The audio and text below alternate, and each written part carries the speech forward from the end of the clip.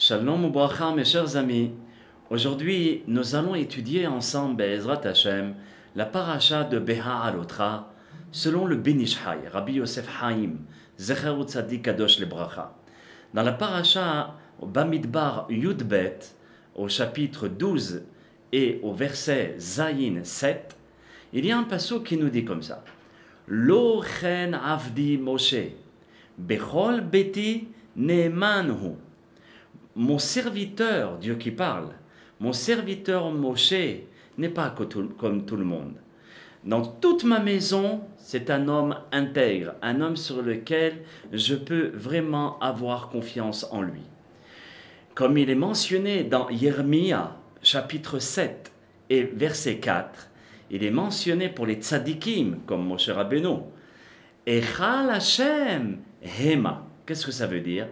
Que les tzadikim sont comparables à un sanctuaire, parce qu'ils sont le Mishkan, le sanctuaire de la lumière d'Akadosh Baruch Hu.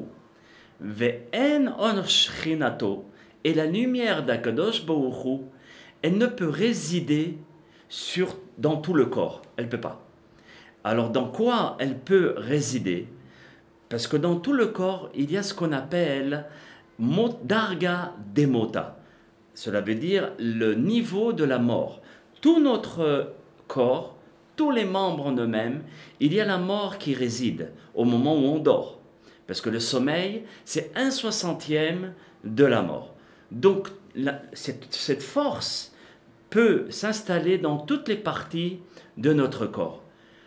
Ce qui n'est pas le cas pour le cerveau et pour le cœur, qui malgré le sommeil, le cerveau continue à fonctionner et le cœur, les poumons, tout le système continue aussi à battre et à fonctionner.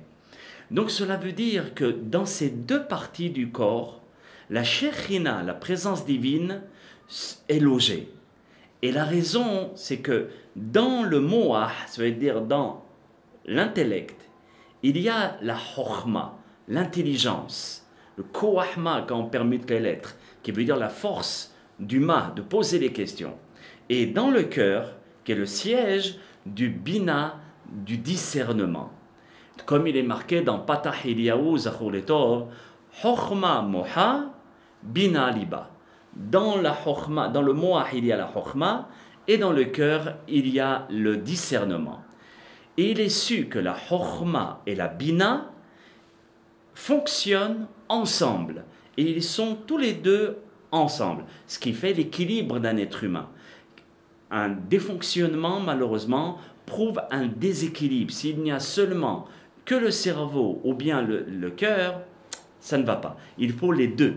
Et c'est pour cela que le cœur et le moah, le cerveau, kahadan afkin, ils fonctionnent et ils sont vraiment l'un avec l'autre.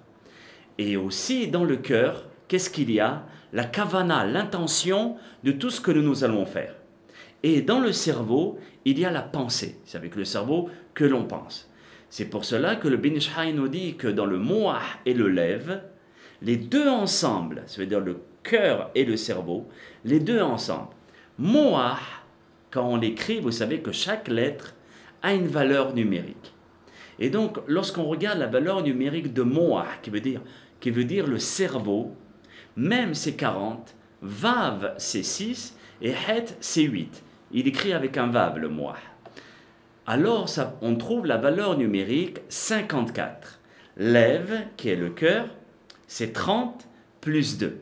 Donc les deux ensemble, 54 plus 32, on obtient 86. Ça ne s'arrête pas là. Continuons. Dans Moah et Lev, Moah il y a 3 lettres, même Het et Vav. Et Lev, il y a Lamed Bet, c'est 5 lettres. Donc 86 plus 5, on obtient la valeur numérique de 91. Vous allez me dire, alors 91, c'est très bien. Mais on a étudié le 91, mes chers amis. 91, c'est la fusion des deux noms d'Akadosh Baruch Hu. Lesquels? Le Yud Ke Vav Ke, celui qui se trouve dans la prière quand on dit Baruch Ata Hashem. Donc il a pour valeur numérique 10, 5, 6, 5. Donc 26, et le nom de Adonai qui vient du terme de Adon, mon maître. Dès qu'on commence la Hamida, on dit Adonai Sefatai, mon maître ouvre mes lèvres. Donc c'est dans le terme de Adon, le maître. Tandis que Yudke Vavke, c'est le Dieu qui était, qui est présent et qui sera pour l'éternité. Maintenant, les deux fusionnés ensemble, 65 plus 26, on obtient 91. C'est ça ce que le prophète il a dit. Echal Hashem. Écoutez ce que le Ben Ish Chai dit. C'est très très beau. Écoutez.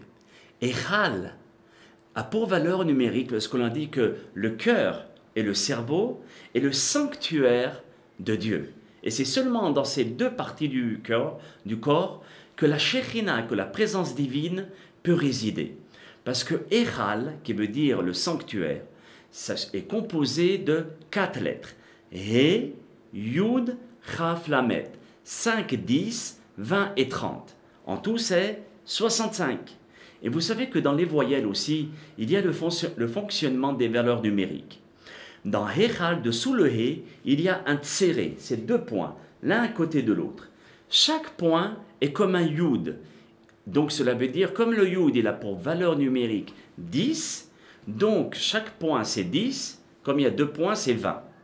Et le patah, dans Echal, dessous le Chaf, pour lire A, c'est un patah, qui a cette forme. Donc quand on redresse le patah, il a la forme d'un Vav. Le Vav a pour valeur numérique 6. Donc 65 plus 20 et 6, c'est 91. Et c'est là, si vous remarquez, que le nom de Dieu fusionne exactement comme le cerveau et le cœur, de façon à fusionner et fonctionner ensemble. Bezrat Hashem, nous allons expliquer dans la prochaine vidéo la force du cœur et du cerveau. Bracha ve'atzlacha pour un prochain pirouche.